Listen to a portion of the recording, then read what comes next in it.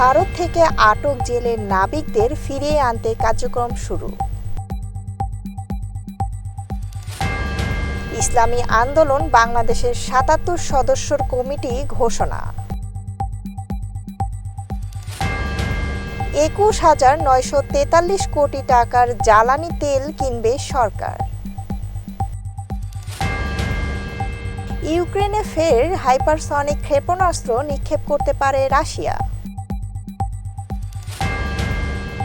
২১ পদকজয়ী শিল্পী পাপিয়া সারোয়ার আর নেই।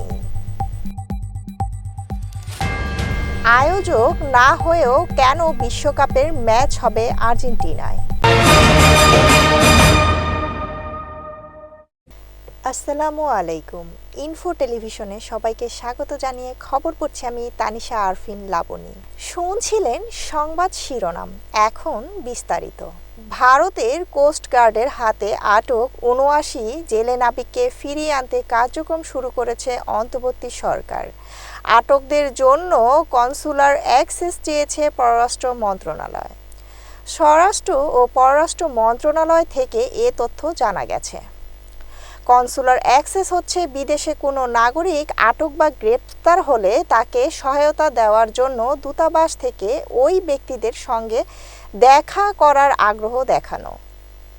গত সোমবার বাংলাদেশের মাছ ধরা দুটি ট্রলার সহ ৭৯ জন জেলে ও নাবিককে নিয়ে যায় ভারতীয় কোস্টগার্ড।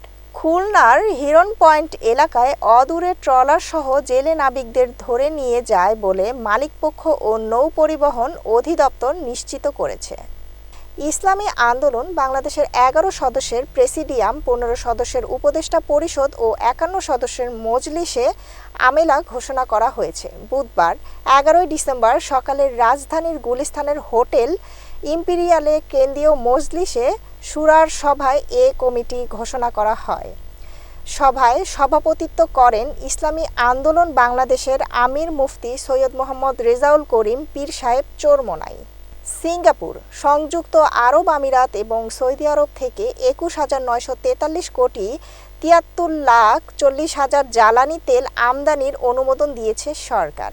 এর মধ্যে ১১,২৩৩ কোটি ৫৭ লাখ টাকার অপরিশোধিত জ্বালানি তেল, ক্রুড অয়েল এবং ১০,৭১০ কোটি ১৬,৪০,০০০ টাকার পরিশোধিত জ্বালানি তেল রয়েছে। বুধবার ১১ ডিসেম্বর সচিবালয়ে মন্ত্রিপরিষদ বিভাগের সম্মেলন কক্ষে অর্থ উপদেষ্টা সালেহ উদ্দিন আহমেদের সভাপতিত্বে অনুষ্ঠিত সরকারি ক্রয় সংক্রান্ত উপদেষ্টা পরিষদ কমিটির সভায় এই জ্বালানি তেল আমদানির অনুমোদন দেওয়া হয়েছে। ইউক্রেনকে লক্ষ্য করে ফের আরেকটি পরীক্ষামূলক হাইপারসনিক ব্যালিস্টিক ক্ষেপণাস্ত্র নিক্ষেপ করতে পারে রাশিয়া। যুক্তরাষ্ট্রের একটি গোয়েন্দা পর্যালোচনায় এমনই হুঁশিয়ারি দেওয়া হয়েছে। তবে এই অস্ত্র ইউক্রেনের চলমান যুদ্ধের গতিপথ নির্ধারণ করতে পারবে বলে মনে করে না ওয়াশিংটন।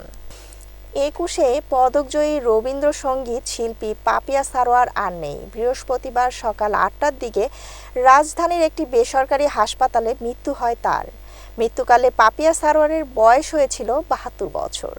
দীর্ঘদিন ক্যান্সারের সঙ্গে লড়াই করেছিলেন পাপিয়া, কিন্তু শেষ রক্ষা হলো না। চিকিৎসকদের সব চেষ্টা ব্যর্থ করে চলে গেলেন এই গুণী শিল্পী। পাপিয়ার মৃত্যুর খবরটি গণমাধ্যমে নিশ্চিত করেছেন শিল্পীর স্বামী সারোয়ার আলম।